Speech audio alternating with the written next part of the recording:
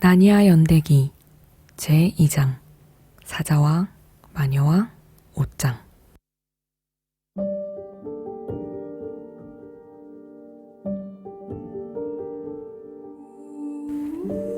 나니아 연대기 7편 중 제일 먼저 쓰여진 이 이야기는 우리 세계 아이들이 나니아에서 펼치는 본격적인 모험의 시작을 보여준다. 또한 이것은 유혹과 배신, 희생, 무엇보다 성장에 관한 이야기이기도 하다. 페번시가의 내 아이들은 이제 위대한 사자 아슬란의 나라 나니아에 발을 딛는다. 디고리 교수의 말이 옳다면 나니아의 모험은 이제 겨우 시작일 뿐이다.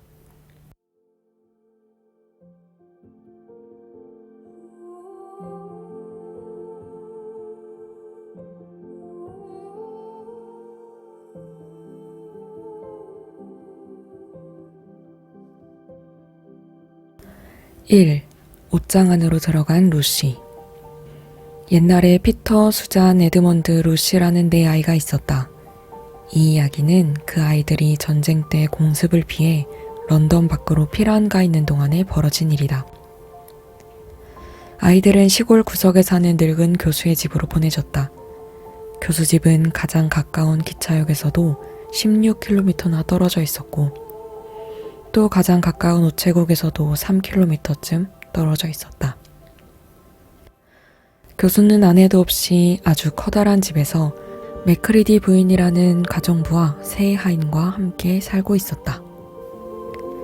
교수는 텁수룩한 흰 머리카락이 머리뿐 아니라 얼굴까지 뒤덮다시피 한 아주 늙은 할아버지였는데 아이들은 그 할아버지를 보자마자 좋아하게 되었다.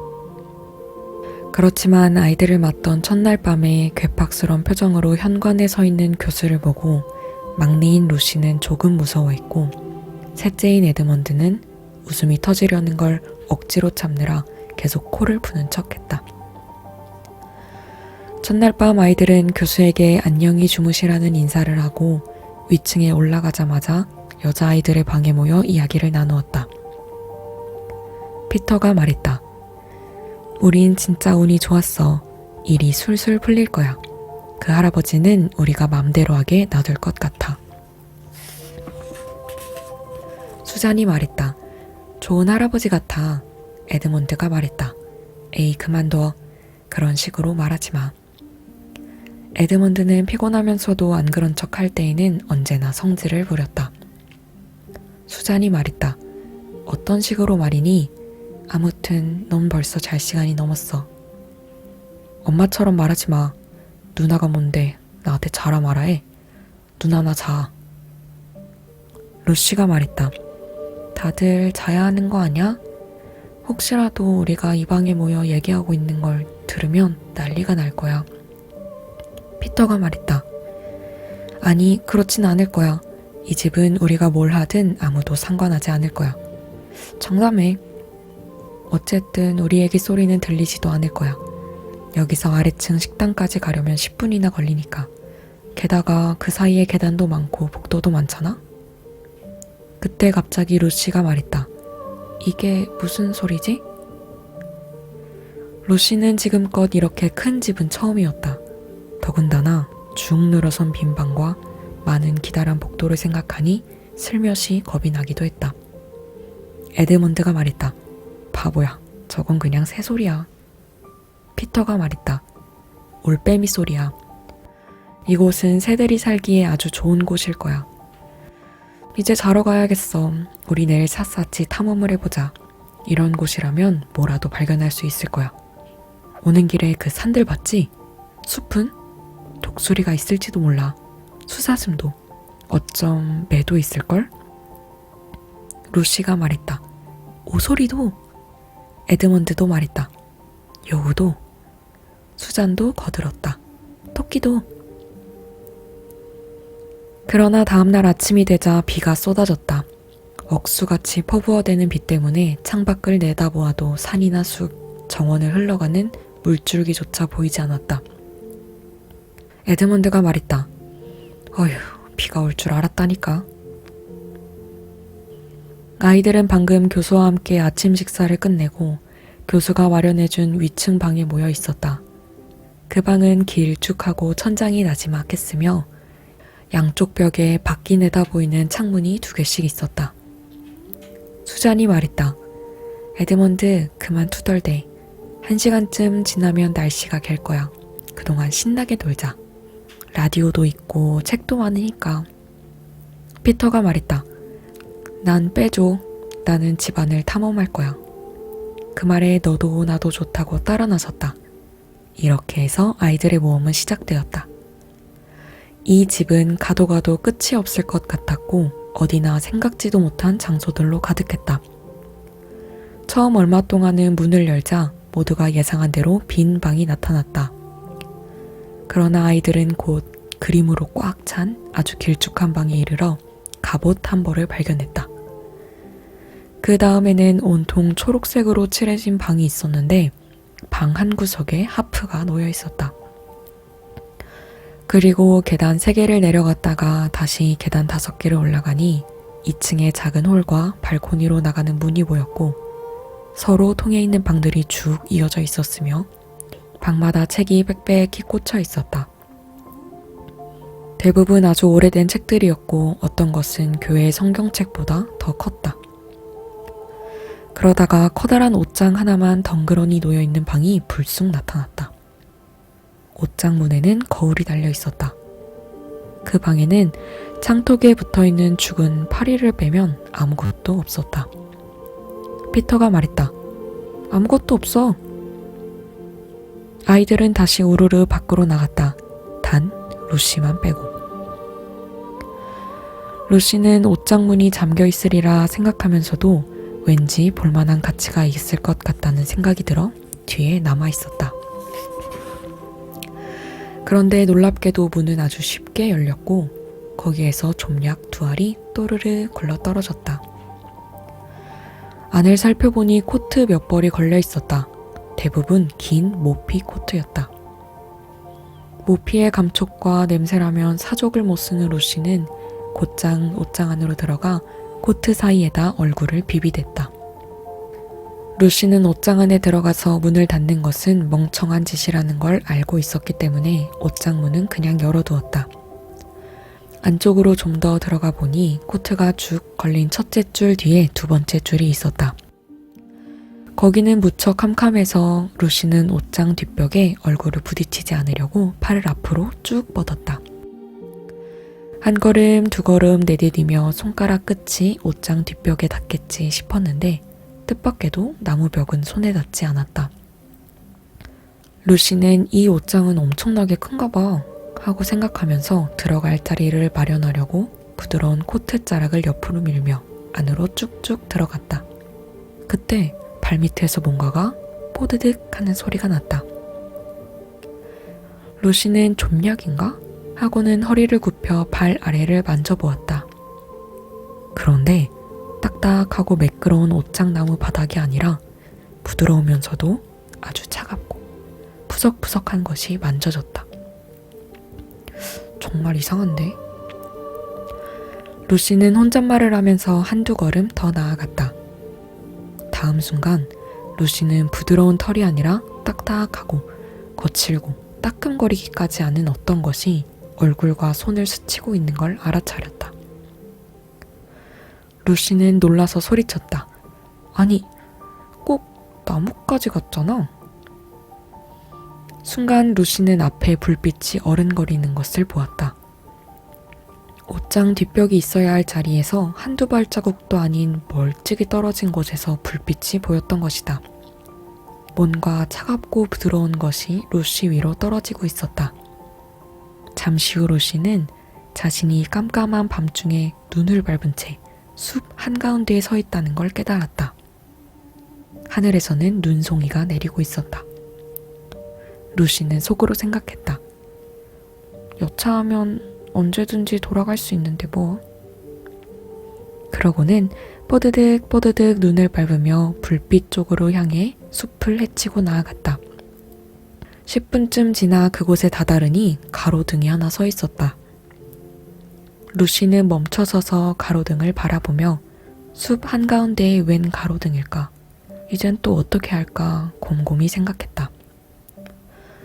그런데 그때 루시 쪽으로 타닥타닥 다가오는 발소리가 들렸다. 곧이어 괴상망측한 사람이 나무들 사이에서 가로등 불빛 아래로 걸어 나왔다. 그 사람은 고작해야 루시보다 키가 조금 더 컸고 하얀 눈이 소복히 쌓인 우산을 펴들고 있었다. 허리 위쪽은 사람 같았지만 아래쪽은 발굽이 달린 염소다리 같았다. 꼬리도 하나 달려 있었는데 눈 위에 끌릴까봐 우산을 든 팔에 걸쳐 놓아 처음에는 루시도 보지 못했다. 목에는 빨간 털목도리를 두르고 있었으며 피부색도 약간 붉으스레했다. 낯설긴 해도 호감 가는 인상의 자그마한 얼굴에는 짧고 뾰족한 턱수염과 곱슬 머리가 나 있었고 이마 양쪽에는 머리카락 위로 뿔이 하나씩 솟아 있었다. 한 손은 아까 말했듯이 우산을 들고 있었고 다른 한 손은 갈색 종이로 싼 꾸러미 몇 개를 안고 있었다. 그 꾸러미들과 하얀 눈을 보니 마치 크리스마스 선물을 사온 사람 같았다. 그것은 바로 파우누스였다. 파우누스는 루시를 보자 놀란 나머지 꾸러미들을 와르르 떨어뜨리며 소리쳤다. 세상에!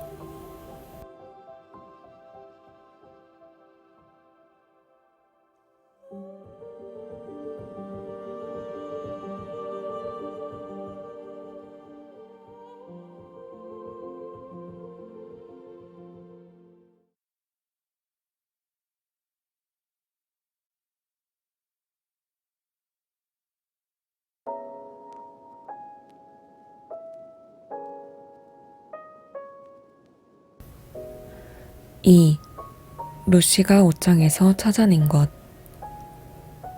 루시가 인사를 했다. 안녕하세요. 하지만 파우누스는 꾸러미들을 줍느라 정신이 없어서 처음에는 대꾸조차 하지 않았다. 다 줍고 나서야 루시에게 고개를 까딱해 보이고는 말했다. 안녕하세요. 실례지만 꼬치꼬치 캐묻고 싶진 않은데 혹시 이브의 딸인가요? 루시는 말뜻을 잘 알아듣지 못했다. 난 루시예요. 아, 미안하지만 당신은 혹시 흔히 말하는 여자아이인가요? 물론 여자아이죠. 그럼 정말 인간인 건가요? 루시는 여전히 어리둥절해하면서 대답했다. 그야 인간이죠. 그래 맞아, 난 정말 바보야. 여태껏 한 번도 아담의 아들이나 이브의 딸을 본 적이 없어서 그만. 반가워요. 그러니까 파우누스는 아무 생각 없이 말을 꺼냈다가 아차 싶은 듯 말을 멈추더니 곧 다시 입을 열었다. 아, 정말 반갑습니다. 내 소개를 해도 될까요? 나는 툼노스입니다. 만나서 반가워요, 툼노스 씨. 이브의 딸 루시 양, 뭐 좀 물어봐도 될까요? 어떻게 나니아에 왔죠? 나니아요? 그게 뭔데요? 여기가 나니아입니다. 지금 우리가 있는 곳이죠. 저 가로등이 있는 곳에서부터 동쪽 바다의 거대한 개혁, 페러벨 성까지가 모두 나니아 땅이에요. 그런데 당신은 서쪽 깊은 숲에서 왔나요? 난 빈 방에 옷장을 통해 들어왔어요.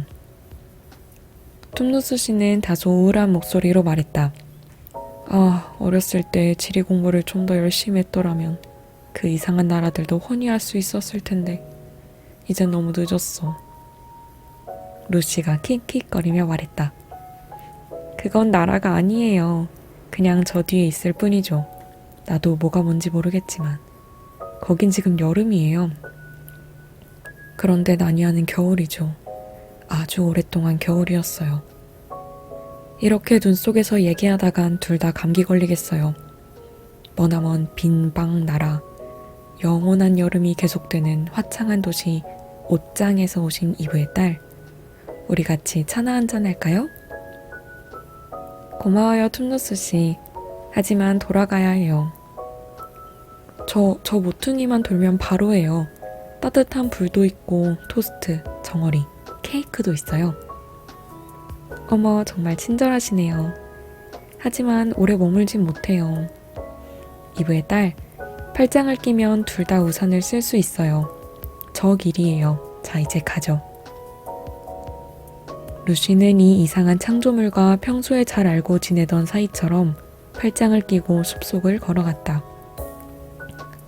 둘은 얼마 안 가서 땅이 울퉁불퉁하고 곳곳에 바위가 널려 있으며 작은 언덕들이 들쭉날쭉한 곳에 다다랐다. 한 조그마한 골짜기 밑에 이르러 톰누스 씨는 유난히 커다란 바위 속으로 똑바로 걸어 들어가려는 듯 갑자기 옆으로 방향을 꺾었다. 그러나 마지막 순간에 루시는 톰누스 씨가 자신을 동굴 입구로 이끄는 걸 알아차렸다. 루시는 동굴 안으로 들어서자마자 장작 불빛 때문에 눈을 깜빡거렸다. 톰누스 씨는 허리를 구부려 깨끗하고 작은 부젓가락으로 불 속에서 타고 있는 장작개비를 꺼내 등잔에 불을 붙였다. 톰누스 씨는 곧장 주전자를 불 위에 올려놓으며 말했다. 금방 될 거예요. 루시는 이렇게 멋진 곳은 처음이었다. 그곳은 보송보송하고 깨끗하고 아담한 분위기의 불그스레한 바위 동굴이었다. 바닥에는 양탄자가 깔려있고 작은 의자 2개에 식탁과 찬장이 하나씩 있었다. 벽난로 선반 위에는 턱수염이 희끗희끗한 늙은 파우누스의 그림이 놓여 있었다. 한쪽 구석에는 틀림없이 툼누스 씨의 침실로 이어질 것 같은 문이 있고 한쪽 벽에는 책이 빽빽히 꽂힌 책장이 있었다. 루시는 툼누스 씨가 차를 준비하는 동안 책 구경을 했다. 실레노스의 삶과 문학, 요정들과 그들의 풍습, 인간, 수도사와 사냥 터지기들, 인간은 신화 속의 존재인가? 와 같은 제목의 책들이 있었다. 파우누스가 말했다. 다 됐어요, 이브의 딸. 차 맛은 기가 막혔다. 알맞게 익은 달걀 반숙이 하나씩 놓였고 정어리와 버터를 바른 토스트, 꿀을 바른 토스트와 설탕을 살짝 끼얹은 케이크가 차례로 나왔다.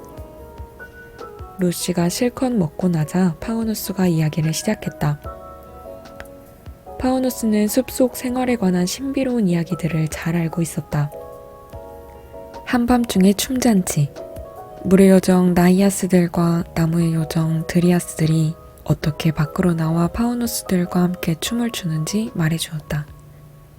또 잡은 사람의 소원을 들어준다는 우윳빛에 수사숨을 쫓는 긴 사냥 파티 얘기, 땅속의 동굴이자 깊은 광산에서 성미 급한 빨간 난쟁이들과 함께 보물찾기도 하고 잔치를 벌인 이야기도 들려주었다. 한밤중의 춤잔치, 물의 요정 나이아스들과 나무의 요정 드리아스들이 어떻게 밖으로 나와 파우누스들과 함께 춤을 추는지 말해주었다. 또 잡은 사람의 소원을 들어준다는 우윳빛의 수사숨을 쫓는 긴 사냥 파티 얘기, 땅속의 동굴과 깊은 광산에서 성미 급한 빨간 난쟁이들과 함께 보물찾기도 하고 잔치를 벌인 이야기도 들려주었다. 숲이 초록으로 물드는 여름이면 늙은 실레노스가 살찐 당나귀를 타고 그들을 찾아오곤 했고 가끔씩은 바쿠스도 직접 왔다고 했다. 그러면 시내에는 물 대신 포도주가 흐르고 온 숲이 몇 주일 내내 흥청망청 축제를 즐겼다고 했다. 그러면서 톰누스 씨는 우울하게 덧붙였다. 지금은 뭐 언제나 겨울밖에 없지만요. 톰누스 씨는 기운을 내려고 찬장 위에 놓인 상자에서 희한하게 생긴 작은 플루트를 꺼내 불기 시작했다. 그 플루트는 지푸라기로 만든 듯 했다. 플루트 가락을 듣고 있자니 루시는 울고 웃고 춤추고 자고 싶은 마음이 한꺼번에 들었다. 루시가 퍼뜩 정신을 차렸을 때에는 벌써 몇 시간이나 흐른 뒤였다. 루시가 말했다. 툼누스 씨 정말 미안한데요. 가락이 마음에 들긴 하지만 집에 가봐야 돼요. 몇 분만 있을 작정이었거든요. 파우누스는 플루트를 내려놓으면서 몹시 슬픈 듯 고개를 저었다. 하지만 이젠 소용이 없어요. 루시는 겁에 질려 벌떡 일어났다. 소용없다뇨? 무슨 소리예요? 당장 집으로 돌아가야 해요. 다들 내게 무슨 일이 생겼나 걱정한단 말이에요. 잠시 후에 루시는 다시 물었다. 툼누스 씨, 도대체 무슨 일이죠? 파우누스의 갈색 눈에 눈물이 그렁그렁해지더니 뺨을 타고 흘러내리기 시작했던 것이다. 눈물은 금세 코를 타고 줄줄 흘러내렸다. 파우누스는 마침내 두 손으로 얼굴을 감싼 채 동굴이 떠나갈 듯 울어댔다. 루시는 몹시 가슴이 아팠다. 툼누스 씨 울지 마세요. 그만 울어요. 무슨 일이죠? 어디 아파요? 자, 툼누스 씨, 뭐가 잘못됐는지 말해주세요. 그러나 파우누스는 가슴이 미어지는 듯 계속 흐느꼈다. 루시가 다가가서 두 팔로 안아주고 손수건을 건넬 때까지도 울음을 그치지 않았다. 툼누스 씨는 손수건을 받아들고 계속 눈물을 훔쳐냈다. 손수건이 눈물에 다 젖어버려 더 이상 쓸 수 없게 되면 그때마다 양손으로 비틀어 짰다. 그 바람에 루시가 서 있는 곳은 곧 물기로 축축해졌다. 루시는 툼누스 씨를 붙잡고 흔들며 귀에 대고 고함쳤다. 툼누스 씨, 뚝 그쳐요. 다 큰 파우누스가 울다니 부끄러운 줄 아세요. 도대체 뭐 때문에 우는 거예요? 툼누스 씨는 여전히 흐느끼며 말했다. 나는 나쁜 파우누스라서 울고 있는 거예요. 전혀 나쁜 파우누스 같지 않은데요? 내가 보기에는 아주 좋은 파우누스 같아요. 지금까지 만난 파우누스 중에서 가장 좋은 분이요. 내 속을 안다면 그런 말은 하지 않을 거예요. 아니에요. 나는 나쁜 파우누스예요. 세상에 나보다 더 나쁜 파우누스는 없을 거예요. 도대체 무슨 짓을 했는데요? 우리 아버지라면 저기 벽난로 선반이 그림 속에 있는 인물이 우리 아버지인데 절대로 이런 짓은 하지 않았을 거예요. 이런 짓이라뇨? 내가 한 짓 말이에요. 하얀 마녀 밑에서 일하는 거요. 그게 내 일이에요. 하얀 마녀가 내 주인이죠. 하얀 마녀? 그게 누군데요? 아니, 몰라요? 온 나니아를 한 손에 쥐고 흔드는 여자 말이에요. 바로 그 여자가 이렇게 겨울만 계속되게 만들었어요. 크리스마스도 없는 영원한 겨울을 말이에요. 세상에, 생각 좀 해봐요. 끔찍해라. 그런데 그 여자가 당신에게 무슨 일을 시키죠? 툼누스 씨는 깊은 신음소리를 내며 말했다. 가장 나쁜 짓이지요. 나는 마녀의 하수인이에요. 날 봐요, 이브의 딸. 내가 숲속에서 만난 가엾고 순진한 어린애를, 나한테 아무 해코지도 하지 않은 그 아이를 친구인 척하고 집에 초대해서 내 동굴로 데려와 잠들도록 꼬인 뒤에 하얀 마녀에게 넘겨주는 짓을 한다면 믿겠어요? 아니요. 당신은 절대 그런 짓을 할 뿐이 아니에요. 하지만 이미 그렇게 했는걸요? 글쎄요. 루시는 다소 천천히 말을 이어나갔다. 툼누스 씨에게 솔직하게 말하고 싶었지만 너무 모질게 들리지 않았으면 싶어서였다. 그건 아주 나쁜 짓이죠. 하지만 이렇게 후회하고 있으니 다시는 그러지 않을 거라고 믿어요. 오, 이브의 딸, 이해하지 못하는군요. 그건 전에 있던 일이 아니에요. 바로 지금, 이 순간에 하고 있단 말이에요. 루시는 얼굴이 하얗게 질려 소리쳤다. 그게 무슨 뜻이죠? 당신이 바로 그 아이예요. 나는 하얀 마녀한테 명령을 받았어요. 만일 아담의 아들이나 이브의 딸을 숲에서 보면 붙잡아서 자기한테 넘기라는 거예요. 당신은 내가 처음 만난 인간이었어요. 나는 친구인 척하면서 당신에게 차를 대접하겠다고 했지만요. 그러고는 아까부터 당신이 잠들기만을 기다렸어요. 당신이 잠들면 마녀에게 보고하려고요. 하지만 안 그럴 거죠, 툼누스 씨? 그렇죠? 네? 진짜 그럼 안 돼요. 툼누스 씨는 다시 울음을 터뜨렸다.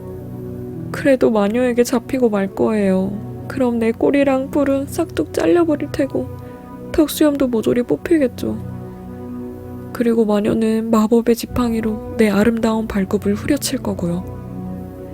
형편없는 말발굽처럼 보기 싫고 딱딱해지게 말이에요. 마녀가 정말로 화가 나면 날 돌로 만들어버릴 거예요. 그럼 난 마녀의 무시무시한 집에서 파우누스 석상이 되어 있겠죠. 케어 페르벨 성에 있는 왕좌 4개가 다 찰 때까지 말이에요. 하지만 언제 그런 날이 올지 혹은 영원히 오지 않을지도 모르죠. 루시가 애원하다시피 말했다. 정말 미안해요, 툼누스 씨. 하지만 날 집에 보내주세요. 물론 그래야죠. 네, 꼭 그렇게 하겠어요. 이제야 뭘 좀 알 것 같아요. 당신을 만나기 전에는 인간이 어떤 건지 전혀 몰랐어요. 이젠 당신을 알았으니 절대 마녀에게 넘겨줄 수 없어요. 자, 지금 당장 여길 떠나야 돼요. 내가 가로등까지 데려다 줄게요.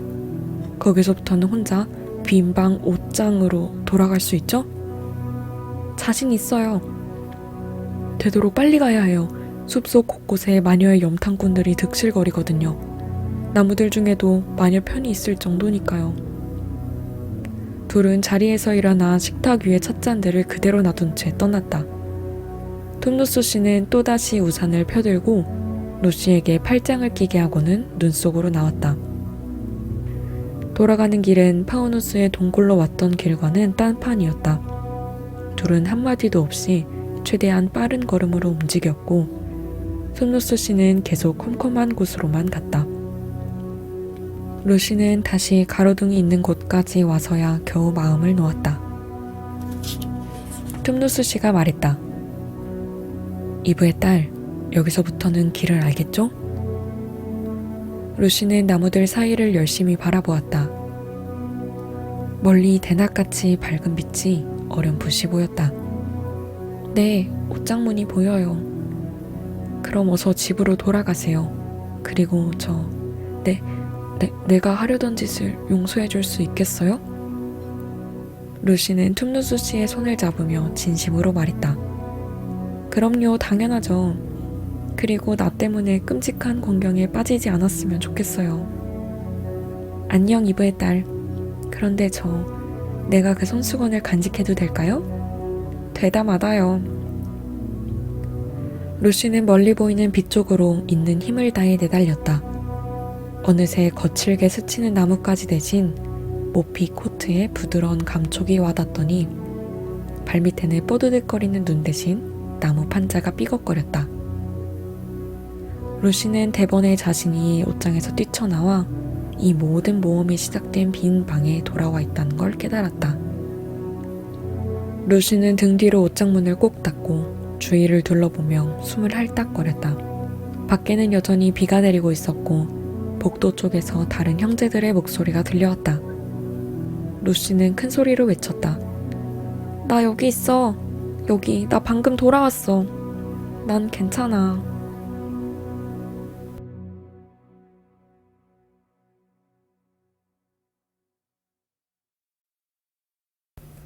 (3) 에드먼드와 옷장. 루시는 빈방에서 복도로 뛰어나오자마자 다른 세 형제들을 만났다. 루시가 거듭 말했다. 난 괜찮아. 방금 돌아왔어. 수잔이 물었다. 루시, 도대체 무슨 소리야? 루시는 눈을 동그랗게 뜨고 말했다. 왜? 내가 어디 있었는지 궁금하지 않았어? 피터가 말했다. 아하, 너 숨어 있었구나. 그렇지? 가엾은 루시. 숨었는데 아무도 몰랐다니. 사람들이 널 찾게 하려면 더 오래 숨어 있었어야지. 몇 시간이나 딴 데 가 있었는데?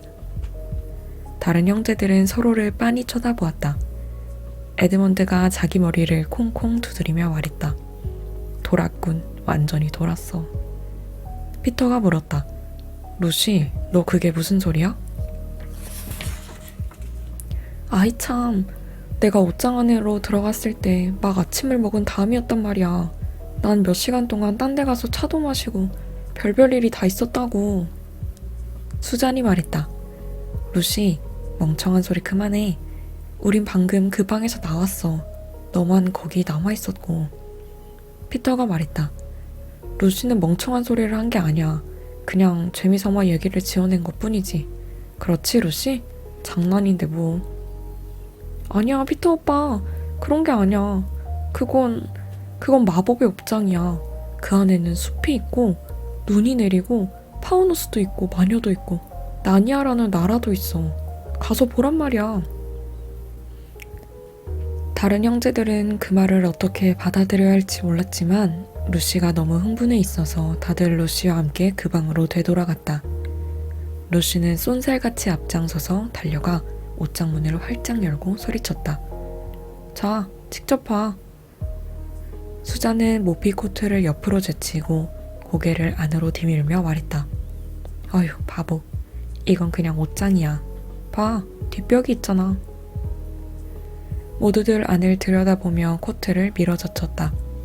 그때 루시와 함께 모두가 본 것은 틀림없는 보통 옷장이었다. 숲도 눈도 보이지 않고 옷걸이가 붙어있는 옷장 뒷벽만 확실히 있었다. 피터는 벽이 단단한지 확인하느라 옷장 안으로 들어가 똑똑 두드려 보기까지 했다. 피터가 다시 나오면서 말했다. 장난이 심했어, 루시. 우린 감쪽같이 속았다고. 대단한걸? 반쯤은 믿었잖아. 장난이 아니야. 방금 전까지 딴판이었다고. 정말이란 말이야. 맹세해. 자, 루시. 좀 지나치잖아? 농담이지? 이제 장난은 그만두렴. 얼굴이 새빨개진 루시는 무슨 말인가 하려고 했지만 뭐라 해야 좋을지 몰라 그만 울음을 터뜨리고 말았다. 그로부터 며칠 동안 루시는 아주 비참했다. 만일 루시가 죄다 재미삼아 꾸며낸 이야기라고만 했으면 다른 형제들과 얼마든지 화해했을 것이다. 그러나 루시는 거짓말이라곤 손톱만큼도 할 줄 모르는 아이고 자신이 본 게 사실이라고 믿었다. 그래서 장난이라고 말할 수도 없었다.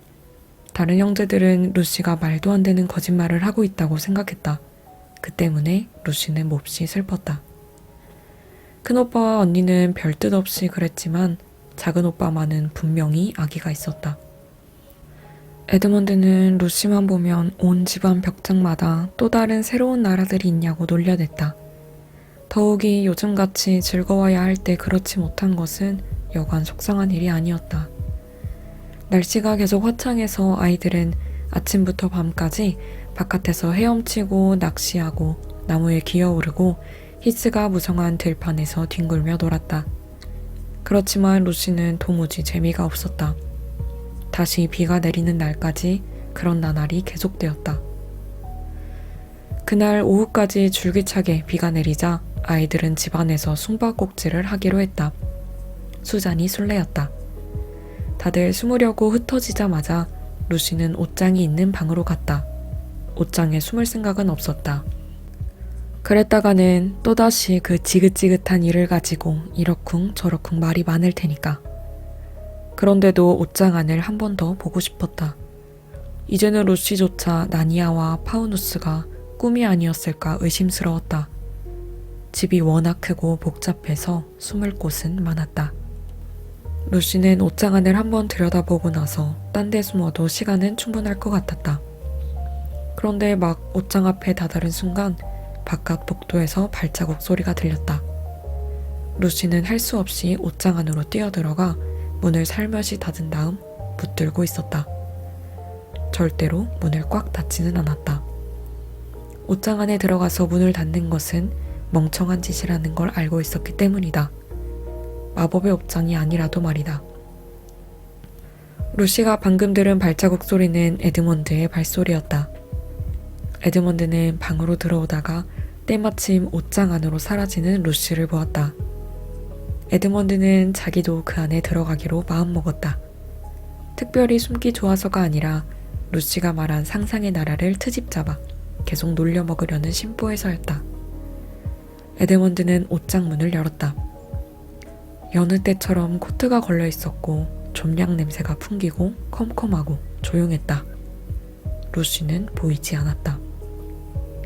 에드먼드는 혼자 중얼거렸다. 루시는 내가 수잔 누나인 줄 아나 봐. 그래서 뒤에 꼼짝 않고 숨어 있는 걸 거야. 에드먼드는 안으로 뛰어들어가 문을 닫았다. 그것이 매우 멍청한 짓이라는 걸 깜빡 잊었다. 그때부터 에드먼드는 루시를 찾아 어둠 속을 더듬어갔다. 몇 초 안에 루시를 찾을 거라고 기대했던 에드먼드는 예상이 빗나가자 조금 당황했다. 다시 문을 열어 빛이 들어오게 하려고 했지만 문도 찾을 수가 없었다. 에드먼드는 그만 꺼림칙해져서 사방을 거칠게 더듬거리며 소리질렀다. 루시! 루시 어딨니? 너 여기 있는 거 다 알아. 그러나 아무 대답이 없었다. 에드먼드는 자기 목소리가 이상하게 들린다는 것을 깨달았다. 벽장 같은 데서 울리는 소리가 아니라 들판에서 나는 듯한 소리였다. 게다가 에드먼드는 불현듯 추위를 느꼈다. 그때 불빛이 보였다. 에드먼드는 혼잣말로 중얼거렸다. 아휴, 다행이야. 문이 저절로 열린 게 틀림없어. 그러고는 루시 생각은 모조리 잊어버리고 불빛 쪽으로 다가갔다. 옷장 문이 열렸다고 생각한 것이다. 그런데 에드먼드가 발을 내디딘 곳은 빈 방이 아니었다. 어둑어둑하게 우거진 어느 전나무 숲 그림자를 벗어나 숲 한가운데 탁 트인 공간에 서 있었다. 발 아래로 뽀드득 뽀드득 마른 눈이 밟혔고 나뭇가지 위에도 눈이 수북히 쌓여 있었다. 하늘은 맑게 갠 겨울 아침에나 볼 수 있는 옅은 쪽빛이었다. 바로 앞에서 선명하고 붉은 해가 나무 줄기 사이로 막 떠오르고 있었다. 사방이 너무 고요해서 마치 그 나라에 살아있는 것이라곤 에드먼드 혼자뿐인 것 같았다. 나무들 사이를 돌아다니는 울새나 다람쥐조차 눈에 띄지 않았다. 어디를 둘러봐도 온통 숲이었다. 에드먼드는 추워서 덜덜 떨었다. 에드먼드는 그제야 루시를 찾던 중이라는 사실이 떠올랐다.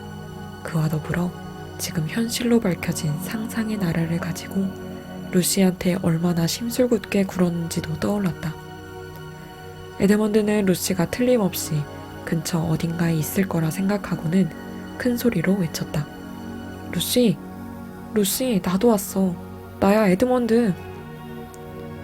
그러나 아무 대답이 없었다. 에드먼드는 루시는 요즘 나 때문에 화가 나 있는 거야 하고 생각했다. 에드먼드는 자기가 틀렸다는 사실을 인정하기는 싫었지만 이처럼 낯설고 춥고 적막한 곳에 혼자 있는 것은 더욱 싫었다. 그래서 다시 소리쳤다. 루시, 의심해서 미안해. 네가 옳았어. 어서 나와. 우리 화해하자. 그러나 여전히 아무 대답도 없었다. 에드먼드는 혼잣말로 중얼거렸다. 여자애들은 다 그래. 꽁해가지고 사과도 안 받아들이고 말이야. 에드먼드는 다시 주위를 둘러보았으나 아무래도 마음에 들지 않았다.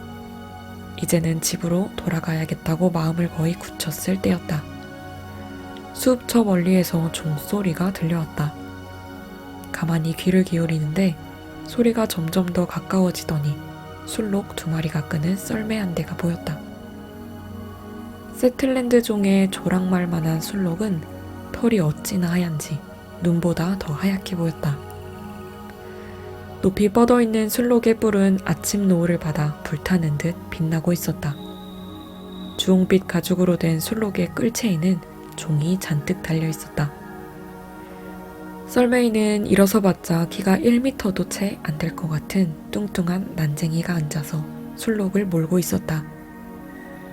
그 사람은 북극곰 모피옷을 입고 머리에는 기다란 금빛 장식 술이 달린 빨간 모자를 쓰고 있었다.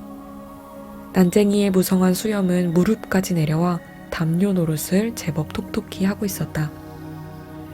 그런데 난쟁이 뒤로 썰매 한가운데에 아주 높다란 자리에는 완전히 다른 사람이 앉아 있었다.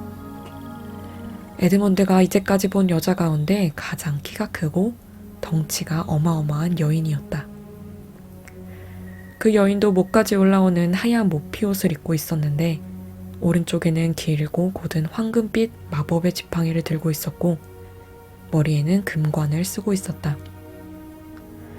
여인의 얼굴은 새빨간 입술만 빼고는 그냥 창백한 정도가 아니라 흰 눈이나 백지장 같았다. 어떻게 보면 아름다운 얼굴이었지만 매우 오만하고 차갑고 섬뜩한 분위기를 풍겼다. 썰매가 에드먼드 쪽으로 휙 다가왔다. 종이 딸랑딸랑 울리고 난쟁이가 채찍을 휘두르는 가운데 썰매 양옆으로 눈발이 휘날리고 있었다. 썰매는 더할 나위 없이 아름다웠다. 여인이 말했다. 멈춰라. 난쟁이가 너무 갑자기 고삐를 잡아당기는 바람에 술록들은 그대로 바닥에 주저앉을 뻔했다.